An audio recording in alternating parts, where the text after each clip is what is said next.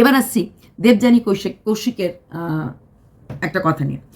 কৌশিক বলছিল যে আমি একটা বিবেক আছে, বিবেকটা বিক্রি করতে চাই, কেউ কি আছো আমার বিবেক নিতে পারো?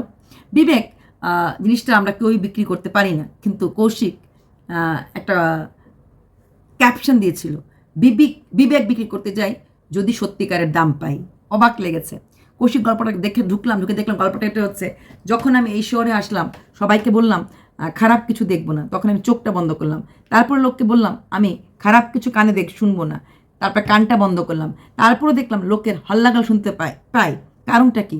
তখন কেউ একজন বলল, আরে ভাই তোমার কাছে এখনো বিবেক আছে, বিবেকটাকে ফেলে দাও, চোখ ফেলেছো, কান ফেলেছো, বিবেক ফেলে দাও, তাহলে তোমার আর কোনো ক্ষতি হবে না, শুনতে পাবে না। তখন সে রাস্তায় যাওয়ার সময় একটা লোককে পেলো, লোককে জিজ্ঞেস করলো যে ভাই আমার কাছে বিবেক আছে, তুমি কি বিবেকটাকে নিবে? খুব কম দামে দিয়ে দেবো। তখন সেই লোকটা বললো, এই মাত্র আমি বিবেকটাকে বিক্রি করে এসেছি। তাই বিবেক থাকলে কোনোদিনও সত্যিকার রাস্তা চলা যায় না। অনেক কিছু দেখেও না দেখার ভান করা যায় না। বিবেকের দংশন সবচেয়ে বড় দংশন, এটাই কৌশিক বোঝাতে চেয়েছে যে দেবযানীর সাথে ওর মনের মিল প্রথম মানে বিয়ের আগের থেকে ছিল না, অনেক ডিফারেন্স ছিল সব দিক দিয়ে, চাল চলন ব্যবহার সব। তারপরও ওরা নিজেদের সাথে মতো করে সংসার করার চেষ্টা করেছে। কিন্তু এখন এই দেবযানীর আফটার অফিস পার্টি, সব পুরুষ সঙ্গ, তারপর ড্রিঙ্ক ফ্রিঙ্ক সব কিছু আরও মেনে নিতে পারছে না। প্রথম দিকে তো মানিয়ে নেওয়া যায়, ধীরে ধীরে এটা অতিষ্ঠ হয়ে যায়। দেবযানীও বলেছে ও পুলিশ কেস ও ডিভোর্স ফাইল করবে। এদিকে তারপরে আবার একটা কৌশিক পোস্ট দিল যে আমি সর্বধর্ম বিশ্বাস করি। তার মানে কি আমি সাইকো? আমি আমার নিজের ধর্মটাকে প্রচণ্ড ভালোবাসি, নিজের ধর্মটাকে প্রচণ্ড বিশ্বাস করি, তারপরও আমি অন্য ধর্মর থেকে অনেক সময় অনেক যে থাকে না যাদের বাইবেলের কিছু পংক্তা থাকে যে এই কথা বলছে, ও কিন্তু বাইবেল টেবিলের নাম নেয়নি, আমি এর থেকে বলছি।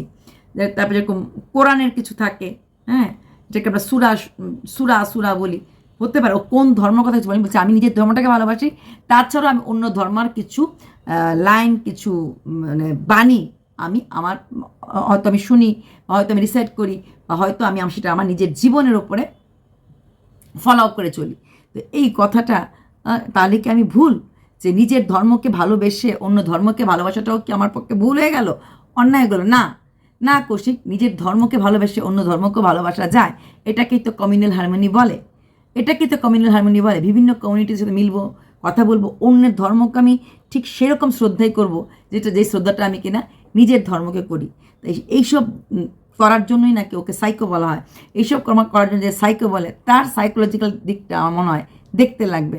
কারণ এটা তো ভালো কথা যে আমি আমার ধর্মকে ভালোবেসেও আমি কখনো বাইবেল পড়া বা সূরা পড়া, ওদের ধর্মের কোনো কথা, বিশেষ করে যে বাইবেলের যে মেসেজগুলি আছে এগুলি তো অনেকেই পড়ে।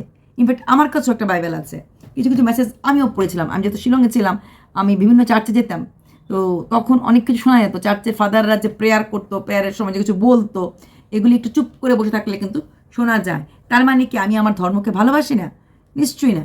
যার যার ধর্ম যে ভালোবাসবে, এরকম চিন্তাধারা দেবযানীর মতো একটা মডার্ন মেয়ে যে কিনা বিদেশে মাটি তখন কাটিয়েছে, থাকা দরকার কি জানি না।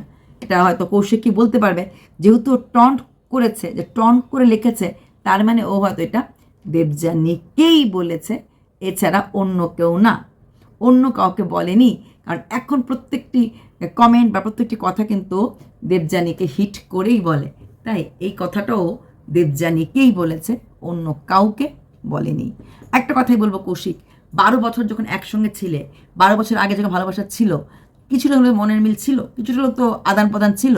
তাই এখন যে মানুষের সাথে একদিনের জন্য ভালোবাসা ছিল, সেই মানুষটাকে নিয়ে আর কাটা ছেঁড়া নাই বা করলে, সেই মানুষটাকে তার মতো না হয় থাকতে দিলে, সেই মানুষটাকে তো ওই পুরনো স্মৃতি যে হ্যাঁ আমি তো একদিনের জন্য ভালোবেসেছিলাম, ওই কথাটা ভেবেই তাকে তার মতো করে থাকতে দাও, তাকে তার মতো করে বাঁচতে দাও। ডিভোর্স দিলে ডিভোর্স দিয়ে দাও, কিন্তু সম্মানের হানি করো না। ডিভোর্স দেবে শান্তভাবে, ডিভোর্স দিয়ে দাও, ডিভোর্স নিয়ে যে কথা, কিন্তু সোশ্যাল মিডিয়াতে এনে যাকে নিয়ে একদিনের জন্য, তাকে তো স্ত্রীর মর্যাদা দিয়েছিলে, তাকে না সোশ্যাল মিডিয়াতে আর ছোট নাই বা করলে।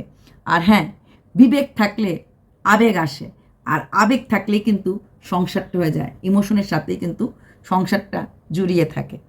তাই বিবেক আর আবেগের সংমিশ্রণেই কিন্তু সংসার চলে, তাই না? তো যাই হোক, একদিনের জন্য ভালোবেসেছিলে, একটা কথাই বলবো, কোনো রকম বাজে কথা সোশ্যাল মিডিয়াতে অ্যাটলিস্ট নিজের স্ত্রীর সম্বন্ধে ছড়িও না। বাই।